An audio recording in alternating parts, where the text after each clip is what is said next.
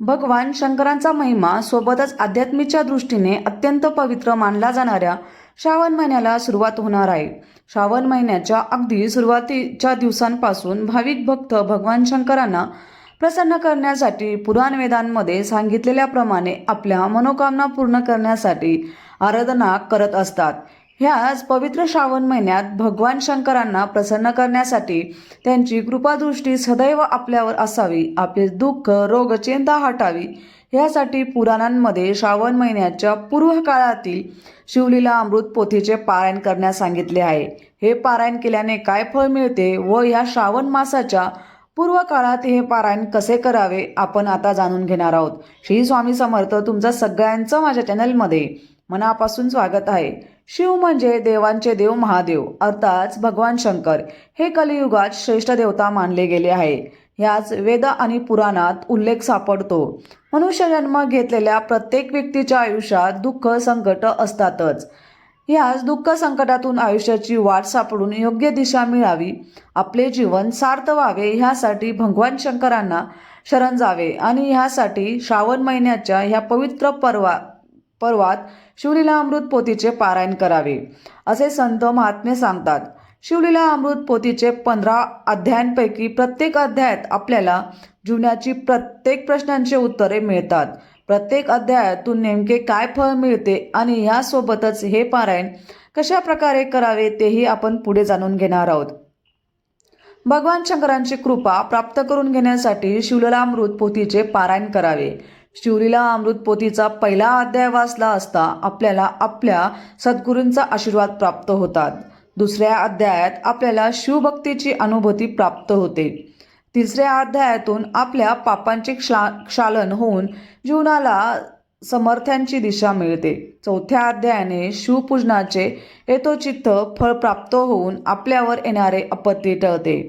5व्या अध्यायातून आपल्याला येणारी संकटे हसील व आपले गतवैभव्य आपणास पुन्हा प्राप्त होते. 6व्या अध्यायाच्या पठणाने स्त्रियांचे अकाली वैधव्य टळेल, त्यांना उत्तम आरोग्याची प्राप्ती होईल. 7व्या अध्यायाच्या पठणाने शिवशंकराची कृपा होऊन मृत्यूवर मात करता येईल. 8व्या अध्यायातून संकटे शारीरिक व्याधीतून सुटका मिळेल.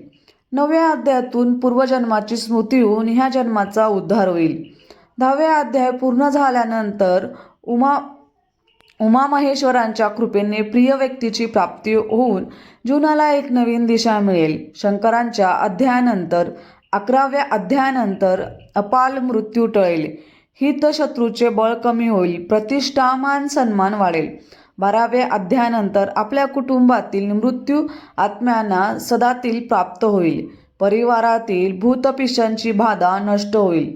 13व्या अध्यायातून अध्यात्माची गोडी लागेल, अडकलेली कामे मार्गे लागतील. 14व्या अध्यायातून गुरुकृपा लागेल, ह्यासोबतच विद्येची प्राप्ती होईल. शिवलीला अमृतातील 15वा अध्याय हा कथेचा सार आहे.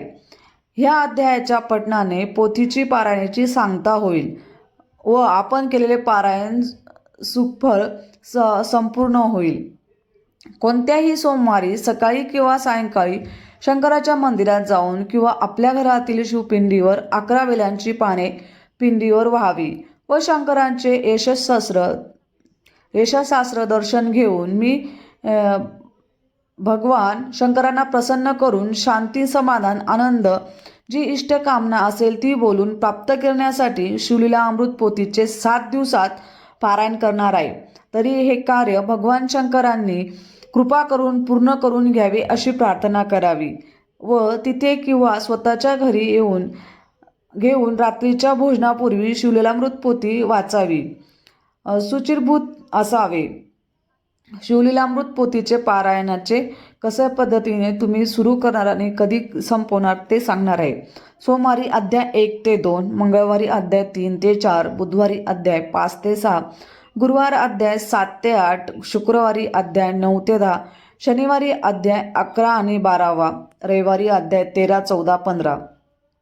पारायण करताना दिवा पेटत ठेवावा. पारायण संपल्यानंतर शंकरांच्या मंदिरात जाऊन शंकरांपुढे यथाशक्ती तांदूळ व दक्षिणा ठेवावी.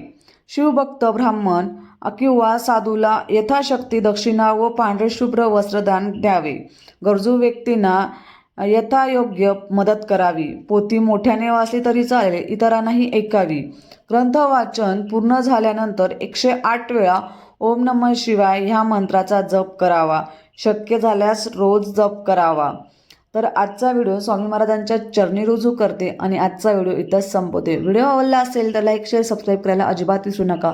परत भेटूया अशाच नवीन व्हिडिओसोबत. तोपर्यंत सर्वांना श्री स्वामी समर्थ. धन्यवाद.